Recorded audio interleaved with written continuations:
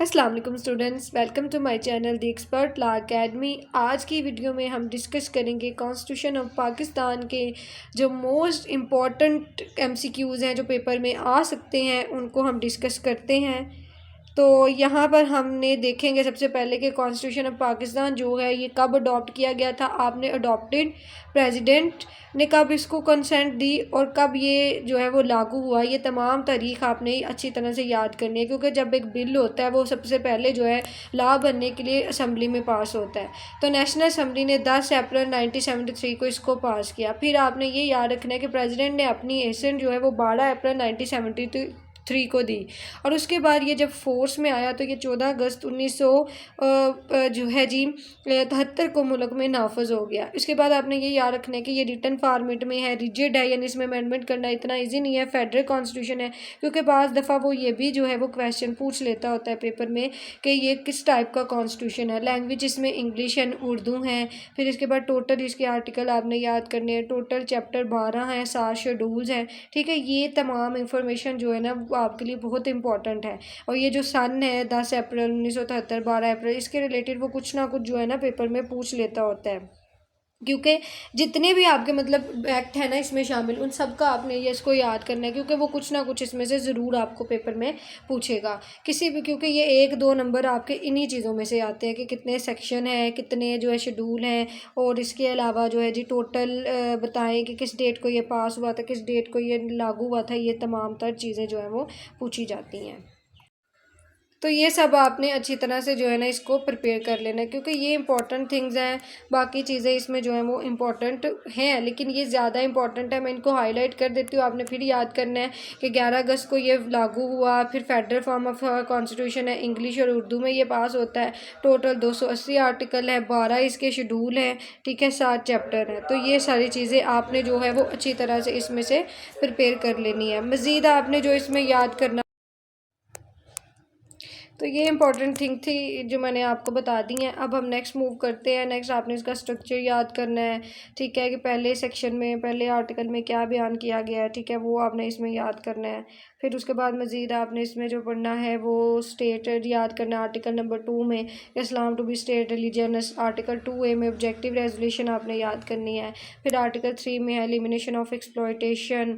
Article 4 है right of individual to be डेट in accordance with law. Article 5 है loyalty to the state obedience in constitution.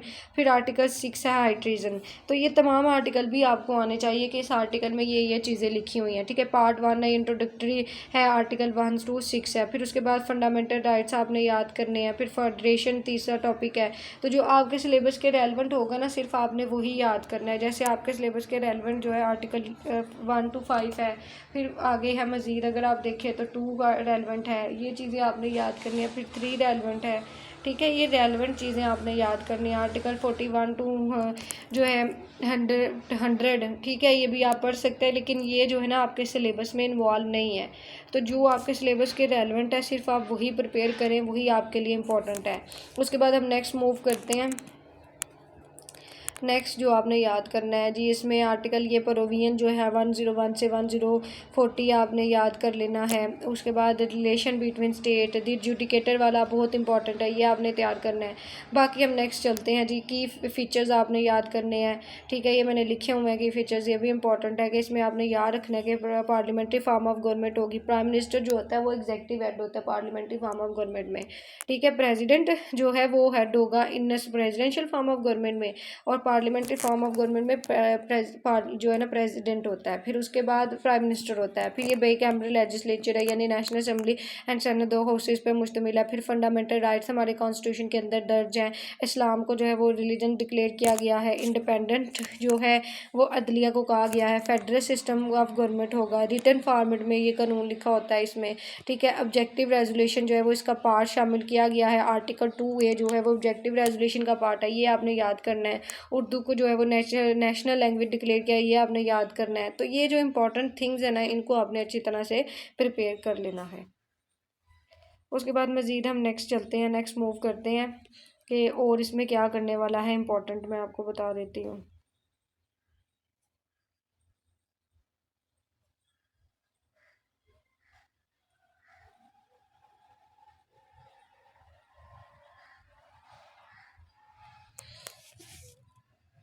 अच्छा जी, ये मैंने हाईलाइट कर दिया है। अब हम आर्टिकल 1 से स्टार्ट करते हैं। Republic and its treaties. Pakistan shall be the federal republic to be known as Islamic republic of Pakistan hereinafter refer to as Pakistan. तो ये चीज़ आपने याद रखनी है, इसका फुल नाम, क्योंकि अक्सर वो पेपर में पूछ लेता था रिपब्लिक ऑफ पाकिस्तान के नेम से दे देता है, कभी रिपब्लिक ऑफ जो है जी बस लिख देता है, इस्लाम रिपब्लिक लिख देता है, इस्लामिक रिपब्लिक लिख देता है, मतलब डिफरेंट तरह से वो नाम दे के आपको पूछ सकता है। तो फिर आपने ये भी याद रखना है कि इसको जो है वो हम क्या कहते हैं, कि इसको हम इस्लामिक पाकिस्तान के नाम से भी जान सकते हैं। फिर टेरिटरीज़ आपने याद रखनी है कि जो प्रोविंस ऑफ इस्लामाबाद है वो भी इसका कैपिटल भी इसमें शामिल होगा, 4 सूबे होंगे। इसके अलावा कोई भी स्टेट या ट्रीटी जो है वो इंक्लूड होना चाहती है पाकिस्तान में एसेशन के तहत या इसी तरह के तरीके के तहत, तो वो भी पाकिस्तान का हिस्सा हो सकती है। फिर मजलिस शुरा में भी by law admit into federation new state और area on such terms and condition at fits, यानी जो terms and condition Majlis Shura parliament ने बनाई हैं उसके मुताबिक किसी भी फेडरेशन को या किसी भी न्यू स्टेट या एरिया को अगर वो चाहते हैं तो वो पाकिस्तान में शामिल कर सकते हैं। तो ये भी एक आपका लाभ पूछा जा सकता है कि मजलिस शुरा के पार्लियामेंट किसी भी स्टेट को पाकिस्तान में शामिल कर सकते हैं कि नहीं। तो ये भी आपने अच्छी तरह से जो है वो प्रिपेयर कर लेना है, ठीक है। ये भी आपको MCQs वो पूछ सकता है। तो यही बस इसमें इंपॉर्टेंट है, इस्लाम स्टेट रिलीजन है। फिर आपने जो है इसमें ये याद रखना है कि टेरिटरी के लिहाज से पाकिस्तान को कैसे डिवाइड किया गया। फिर मजलिस शुरा किसी को शामिल कर सकती है। फिर सेशन के तहत भी जो है ना कोई भी स्टेट पाकिस्तान में इन्वॉल्व हो सकती है। इसके बाद मैंने इसका जो है ना उर्दू में तर्जमा भी लिखा हुआ है, अगर आपको अंडरस्टैंड नहीं करते तो फिर आप इसका जो है वो तर्जमा भी पढ़कर इसको अंडरस्टैंड कर सकते हैं। तो चलें जी, अब हम नेक्स्ट सेक्शन पे मूव करते हैं। नेक्स्ट आपने याद करना है कि Islam to be state religion, article 2 में बस यही बताया गया है। तो हम आर्टिकल 3 को अब डिस्कस करते हैं। एलिमिनेशन ऑफ एक्सप्लॉयटेशन, यानी हर तरह के इस्तेहसाल का खात्मा होगा।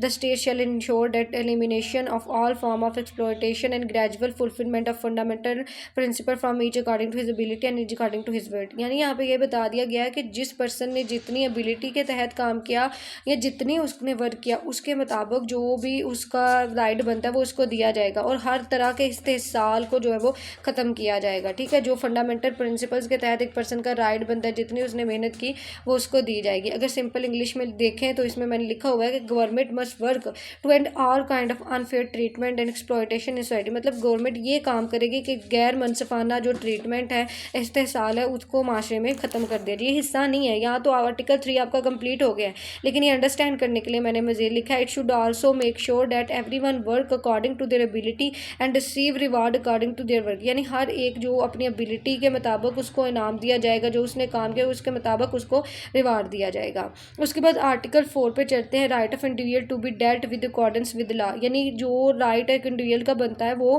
कानून के मुताबिक उसको दिया जाएगा। To enjoy the protection of law and to be treated in accordance with law is inalienable right of every citizen. ये मैंने हाईलाइट कर दिया जो इसमें चीज़ इंपॉर्टेंट है। Wherever he may be, वो जहाँ पे भी पाकिस्तान में रह रहे हैं, every person from time being within Pakistan, मतलब अगर वो पाकिस्तान में नहीं भी रह रहा, पाकिस्तान में आया है, ठीक है, एज ए टूरिस्ट के तौर पे, तो उसको भी जो है मुकम्मल राइट ऑफ जो है वो मिलेंगे जो पाकिस्तान में मिलते हैं। In particular no action determinable to the life liability body reputation और property of any person shall be taken in accordance with law, यानी कोई भी ऐसा एक्शन नहीं लिया जाएगा जो किसी पर्सन की लाइफ, प्रॉपर्टी या बॉडी को नुकसान पहुँचाए, ठीक है, रिप्यूट को नुकसान पहुँचाए, जो कि कानून में नहीं शामिल होता।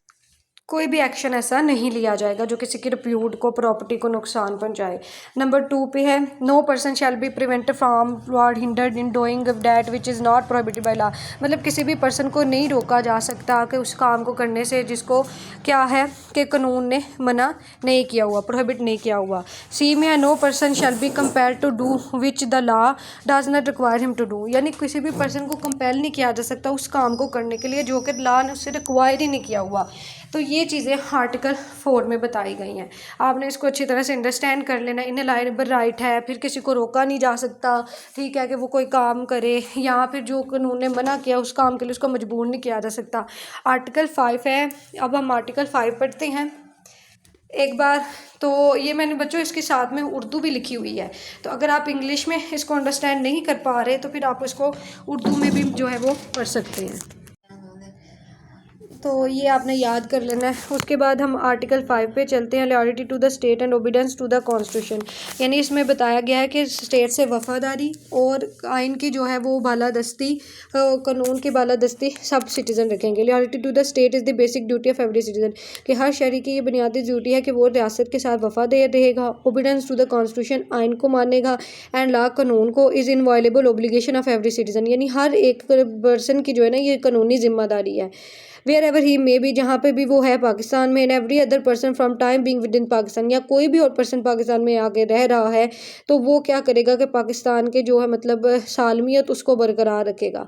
तो ये आपने अच्छी तरह से याद कर लेना है। मज़ीद हम कल की वीडियो में फिर डिस्कस करेंगे।